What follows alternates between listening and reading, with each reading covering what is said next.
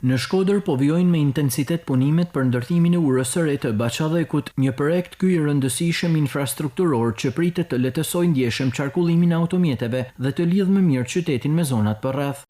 Favorizimi i motit i ka lënë mundësi firmës që të avancojë punimet në urën e Baçallekut, ku momentalisht po punohet për forcimin e këmbëve të urës. Qytetarët e Shkodrës e vlerësojnë pozitivisht avancimin e punimeve, duke konsideruar këtë projekt si një përmirësim të dukshëm të lëvizshmërisë dhe infrastrukturës së qytetit. Punimet vlerësojnë mirë se tash ka veçorësi me punu këto. Sa ashtu edhe këta prep janë të punu çka kanë mundësi. Inshallah tash ja bëhet një short që kanë thënë të smundesh me ecë, kurse këtu hapet rruga vazhdim shumë komë shumë për mirë për qytetin. Ka më pështu këtë zonë. Me shfryzu këtë kohë kaq të mirë, kaq të përsëmarrë, si me kanë pranverë. Me shfryzu sa më shpejt, sa më mirë. Mendoni se do të ketë ndjekim në lehtësimin e trafikut? Se s'ban, këto, do të thonë të fishohet ura, ka kanë skandal ka kanë. Me këtë shtesë, me këtë urë, do të ecin mirë.